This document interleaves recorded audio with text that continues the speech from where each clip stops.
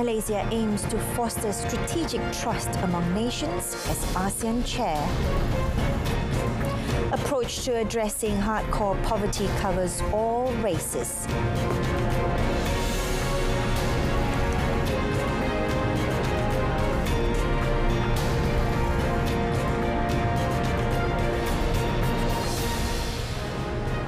Good evening and Salam Malaysia Madani. You are watching Malaysia Tonight with me, Renee Fong.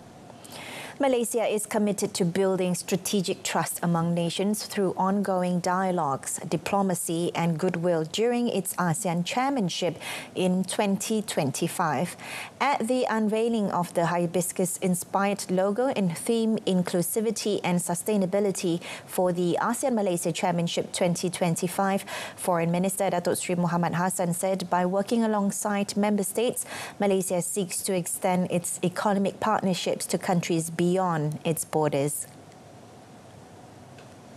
Secondly, Malaysia will continue to push for greater commitment in enhanced ASEAN intra-trade and investment.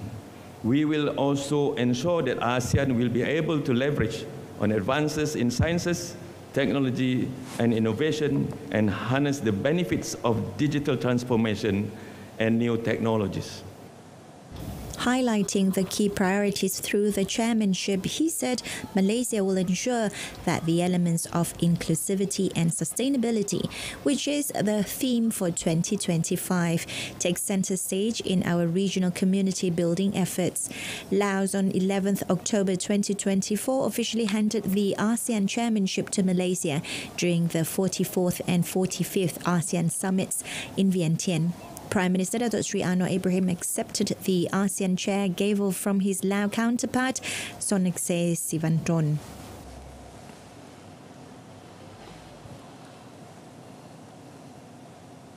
Malaysia Airports Holdings Berhad MAHB has been asked to implement several improvements at all of the country's gateways in preparation for next year's ASEAN chairmanship. Transport Minister Anthony Loke said it was in line with cabinet directives that the Ministry of Transport wants to ensure all the country's entrances are ready. Tetapi oleh kerana kita mempengerusikan ASEAN tahun depan, lebih banyak usaha dijalankan dan semua kerja-kerja penambahbaikan ini mesti siap sebelum 31 Disember tahun ini 2024. Elaborating further, Loke said his ministry has also asked MAHB to renovate and upgrade the VIP room because many dignitaries and ASEAN leaders will enter through the main entrance, especially at KLIA Terminal 1. The Aero train is also expected to resume operations in early February next year, thereby strengthening the preparations for the ASEAN chairmanship. He said this to the media after witnessing AirAsia's cutting-edge ground support technology. Prime Minister Datuk Seri Anwar Ibrahim today said the merger of Bank Pembangunan Malaysia Berhad, Exim Bank and SME Bank is still in progress and the focus on small and medium enterprises SMEs will continue. During a ministerial question and answer session in the Dewan Rakyat, he said that the focus on SMEs will be among the main criteria. Di antara syarat-syarat yang ditekankan oleh Bank Negara yang memantau soal penggabungan, walaupun terlalu awal untuk saya berikan komen, tetapi syarat PMKS, syarat pinjaman Bumi Putera itu tetap dijadikan satu ukuran dan dasar daripada penggabungan ini. He was responding to a supplementary question from Datuk Wira Dr. Ku Abdul Rahman Ku Ismail regarding the merger of the three banks. During the presentation of Budget 2025, Anwar announced that development financial institutions would be restructured through the merger of Bank Pembangunan Malaysia, SME Bank and Exim Bank. Export-Import Bank of Malaysia Berhad, Exim Bank, is set to reinforce its role within the new Industrial Master Plan or NIMP 2030 ecosystem by providing financing to deserving Malaysian companies including micro, small and medium enterprises, MSMEs. Acting President and Chief Executive Officer Nurbayu Kasim Chang said the bank is committed to empowering MSMEs by intensifying support to help them penetrate global markets. She said the bank appreciates the Madani government's ongoing commitment to aiding exporters and will continue their dedicated efforts to support the Exporter Sustainability Incentive Scheme, or SIP2 initiative. SIP2 is designed to help local exporters expand into international markets, particularly in non-traditional sectors and regions. Under the 750 million ringgit SIP2 scheme, Exim Bank will offer financing of up to 20 million ringgit per exporter, with an incentivized financing rate of up to 1.0% for a tenure of up to 7 years. In line with the National Investment Aspirations NIA and NIMP 2030, Exim Bank said its focus remains on supporting Malaysia's export growth, especially within ASEAN and non-traditional markets. The bank also aims to further align its strategies with national goals to enhance trade and investment in these key markets. On a related note, 10 strategic initiatives with an allocation of 1.17 billion ringgit through the 2025 budget will strengthen SME Bank's mandate in creating value for the micro, small and medium enterprise ecosystem. In a statement, the bank explained that it has identified key strategic areas including technology, tourism and those related to environmental, social and governance ESG factors. The statement said the sector plays an important role in the sustainability of long-term economic growth, especially in empowering women entrepreneurs. Among the strategic initiatives outlined in financing amounting to 400 million ringgit for the SME sector, which is moving towards technology transformation. To foster a generation of regional champions, 200 million ringgit in financing is mobilized to empower the Bumiputra SME segment. An allocation of 100 million ringgit is also earmarked for the development of women entrepreneurs and closing the gender gap. Since its establishment in 2005, SME Bank has provided financing programs totaling over 45 billion ringgit, benefiting 24,000 SMEs. Budget 2025 has set aside sizable funds, both fiscal and non-fiscal, towards ensuring the success of the National Semiconductor Strategy (NSS), which is part of the new Industrial Master Plan 2030 NIMP 2030. Investment, Trade and Industry Minister Tengku Datuk Sri Zafrul Abdul Aziz said that among the initiatives announced in the budget are the 1 billion ringgit sovereign fund for the electrical and electronic sector and high-value activities, as well as training funds allocated for several universities. Apart from that, he said there are initiatives to support mid-tier companies as well as tax incentives for companies in the industry. Tengku Datuk Sri Zafrul was commenting on the progress of NSS and NIMP following the Budget 2025 announcement on Friday. When asked how the new tax will help finance the bigger budget of 421 billion ringgit, he said that apart from the tax on dividends as well as the larger scope of sales and service tax, emphasis is given on cost discipline. For instance, via the merging of several agencies under the Ministry of Investment, Trade and Industry. He added that the ministry will also continue with initiatives to drive trade and investments to spur the country's growth. The Budget 2025 will position Malaysia as a regional leader in artificial intelligence AI-driven innovation, economic growth and quality of life enhancement. My Digital Corporation, My Digital Corp's Chief Executive Officer, Adrian Marcellus, said the budget fosters a conducive environment for accelerating AI adoption. He said with the support of incentives and research and development initiatives, companies can enhance their competitive edge, scale operations, and drive Malaysia's digital transformation. Marcellus emphasized that the allocation for the ASEAN AI Safety Network underscores the country's leadership in ensuring the safe and ethical development of AI across ASEAN member states. He said this initiative reflects Malaysia's commitment to fostering responsible AI practices that mitigate risks and unlock AI's economic potential for the region. Marcellus noted that the 10 million ringgit allocation for establishing the National Artificial Intelligence Office, NAIO, will be instrumental in positioning Malaysia as an AI leader.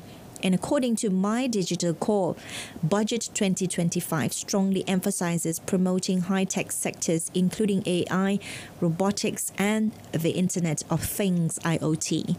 It added that companies can benefit from tax incentives and R&D support, encouraging local talent development and collaboration across industries to boost technological advancements and operational efficiency. The Minister of Economy, Rafizi Ramli, will conduct a working visit to Kazan, Russia, in conjunction with the BRICS Outreach BRICS Plus Summit on 23rd and 24th October 2024. The summit, themed BRICS and the Global South, Building a Better World Together, was held as a follow-up to the 16th BRICS Summit. Rafizi is also scheduled to deliver a national statement on the first day of the session, and among those that will be focused on critical issues including sustainable development, reform of the global governance system, and the geopolitical situation in the Middle East. In addition to bringing together heads of state and government, the event will also be attended by ministers from 9 BRICS member states along with representatives from 20 invited non-BRICS countries. Through active involvement in this summit, Malaysia strengthened its commitment to strengthen relations with the BRICS countries. The visit also provides a strategic platform in exploring the country's potential role while championing economic cooperation, fostering prosperity and promoting inclusive development for the Global South. Malaysia is strategically positioning itself within the BRICS framework to unlock new economic opportunities and enhance its market access. This participation is viewed as a significant move towards integrating more deeply with major global economies. According to Director of the Institute of Asian and African Countries at Moscow State University, Alexey Maslov, Malaysia will be broaden its reach into colossal markets, particularly those in China and India, if participate as a member of the BRICS Association. Малайзия один из крупнейших поставщиков продуктов питания, крупный поставщик сырой нефти. Малайзия довольно активно работает на рынках Китая и некоторых других сопредельных стран. И в этом смысле расширение деятельности Малайзии в рамках объединения БРИКС прежде всего открывает для нее колоссальные рынки. Плюс к этому Малайзия действительно озабочена проблемами противодействия терроризму, сепаратизму. И это тоже одна из тем, в которых работает БРИКС. Еще одна очень важная тема для Малайзии – это различные образовательные программы и инвестиционное сотрудничество и трансфер технологий. In exclusive interview with Viary News Agency in conjunction of the 16th annual 2024 BRICS Summit in Kazan, Maslov emphasizes that as Malaysia prepares to engage more fully with BRICS, its strategic initiatives are likely to pave the way for significant economic growth and cooperation in the coming years. Adding to that, Alexis said with a growing focus on innovation and investment, Malaysia is keen on enhancing its role within BRICS, particularly in the realms of banking and technology. He said the government is prioritizing initiatives that facilitate financial collaboration, recognizing the importance of a robust banking sector in driving economic growth. Очевидно, что Малайзия во многом заинтересована и в развитии банковско-финансового сотрудничества. Малайзия, пожалуй, крупнейший рынок Юго-Восточной Азии, связанный с так называемым исламским банкингом, который в основном известен по странам Ближнего Востока. Тем не менее, в Азии это тоже очень существенный рынок. Малайзия довольно активно продвигает свое банковское взаимодействие. И здесь Малайзия также наверняка будет заинтересована в облегчении банковского сотрудничества, а также всего того, что с этим связано. Банковские трансферы в рамках БРИКС, доступ к рынкам и возможность создания совместных зон свободной торговли, а сегодня ЗСТ уже существует в рамках объединения АСЕАН, но не в рамках БРИКС, наверняка заинтересована будет в том, чтобы предоставить свои электронные торговые площадки, ну и, конечно, выйти на торговые площадки как России, так и Индии и Китая. As the 2024 BRICS summit in Kazan progresses this week, Malaysia's proactive approach to technological and banking cooperation signifies its dedication to enhancing its economic stature within the alliance. By capitalizing on its strengths and seeking collaborative opportunities, Maslov expected that Malaysia is poised to play a pivotal role in shaping the future of regional trade and investment in the BRICS framework. The Ministry of Plantation and Commodities KPK has approved 3,599 hectares of land for oil palm replanting under the Oil Palm Smallholders Replanting Financing Incentive Program TSPKS 2.0 as of October 2024. Deputy Minister Datuk Chan Fong Hin said 1,441 hectares of land for oil palm replanting under the program are currently being processed. So kalau kesemua ini dijalankan untuk tahun ini, kita akan dapat menggunakan kesemua 100 juta yang diperuntukkan pada tahun ini. Dan semoga kita akan selalu meningkatkan bajet untuk penanaman semula. He said during a question and answer session in the Dewan Rakyat today. This year, the government allocated 100 million ringgit under the TSPKS 2.0 program, specifically for eligible private smallholders. This effort is expected to increase the number of fully mature palm trees 9 to 18 years old that are more productive in the long term, subsequently helping to enhance the productivity of fresh fruit bunch in the country. Tenaga Nasional Berhad TNB benefits from a strong financial position characterized by a healthy balance sheet and reliable cash flow, allowing it to prioritize capital for infrastructure upgrades, research and operational enhancements that directly benefit consumers. According to Muhammad Sadiq Jantan, Head of Investment Research at UOB Kay Hian Wealth Advisors, this stability enables TNB to modernize its power grid, improve efficiency and minimize outages, thus ensuring reliable service and a sustainable energy ecosystem. TNB is also diversifying into renewable energy and EV charging to enhance its financial resilience and establish new revenue streams, positioning itself for future growth. The company anticipates robust electricity demand, particularly from data centers, predicting 3 to 4% demand growth for the 2024 financial year, an increase from its previous estimate of 2.5 to 3%. Looking ahead, TNB expects higher demand growth during regulatory period for RP4 2025 to 2027. Along with increased capital expenditure aligned with the National Energy Transition Plan, NET-R. TNB's financial strength also acts as a safeguard against uncertainties due to regulatory or economic changes, enabling ongoing project stability.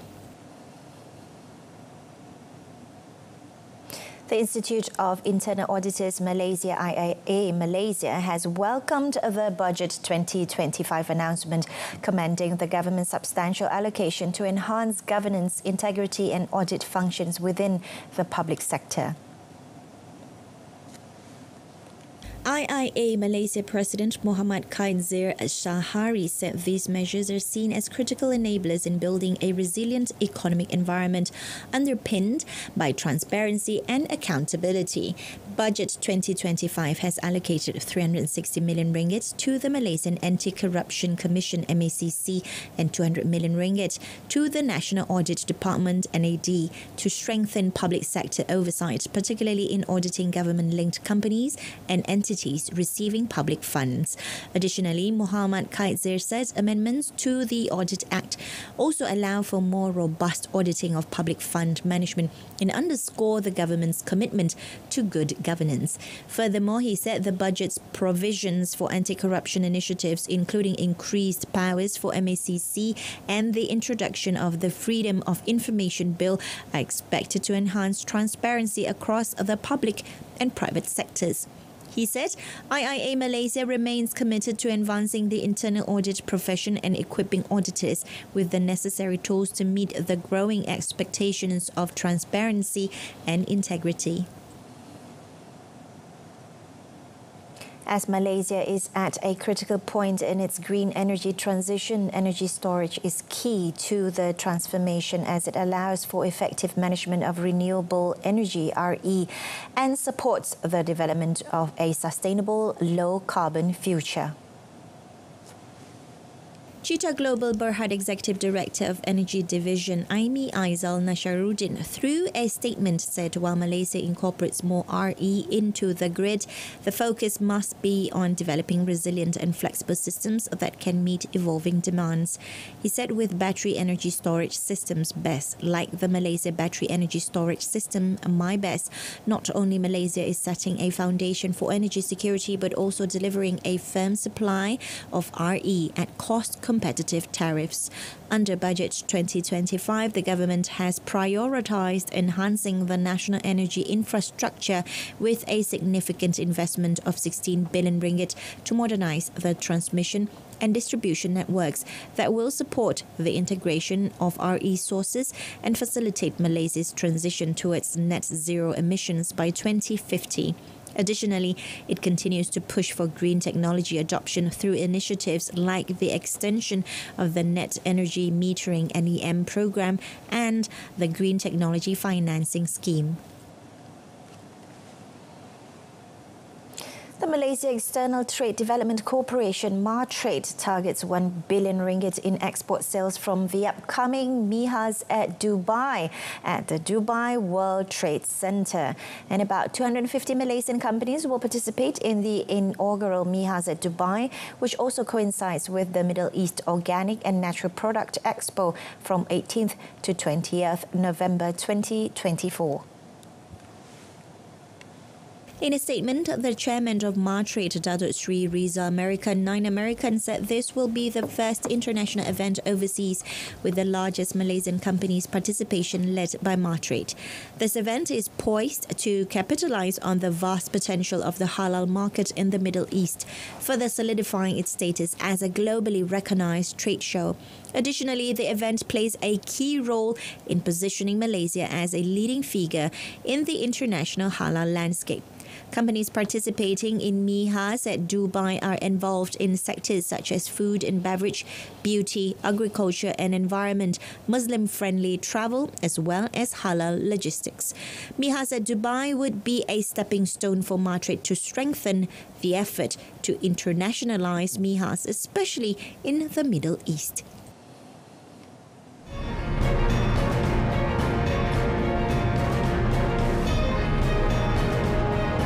Coming up, MCMC starts public consultation on social media code draft.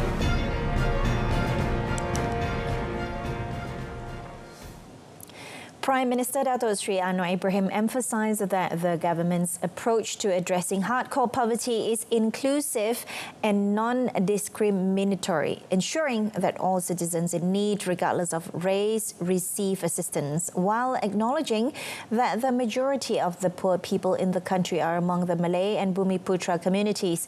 He insisted that all races, including Chinese and Indians who are affected, will be helped.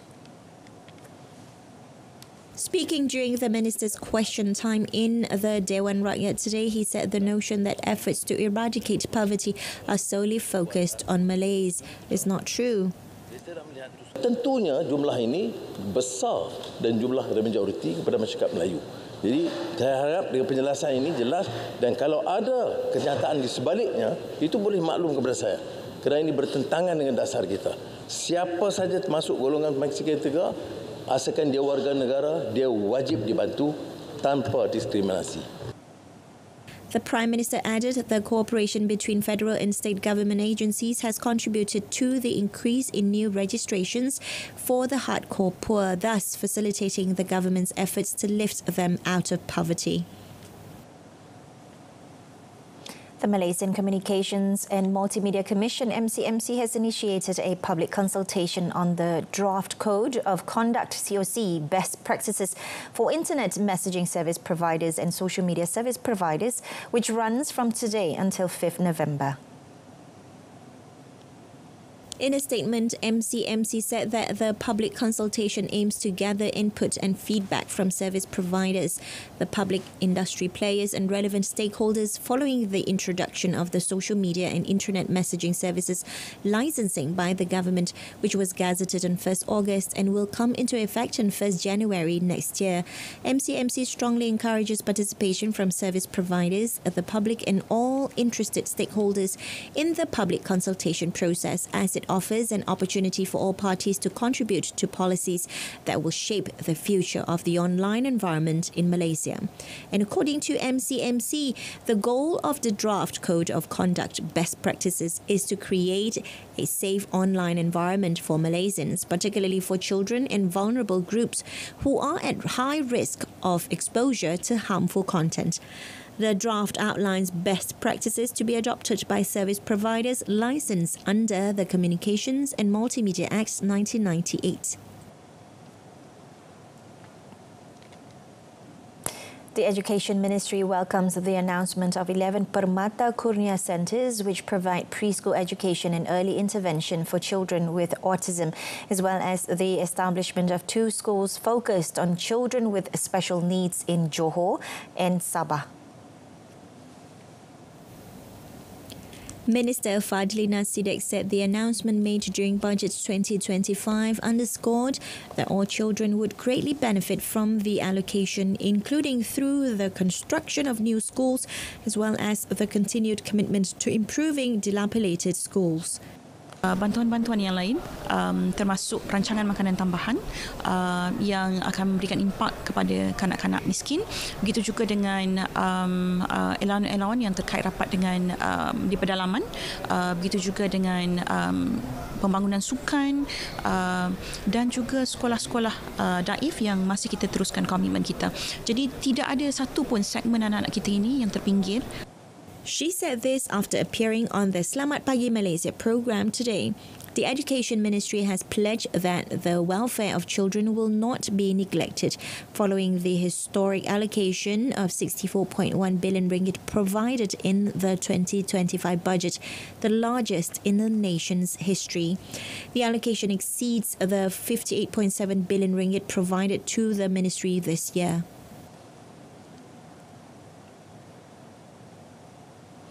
That concludes this evening's Malaysia Tonight. And in our top story, Malaysia aims to foster strategic trust among nations as ASEAN chair. From the river to the sea, Palestine will be free. I'm Renee Fong. Thanks for watching and have a pleasant evening.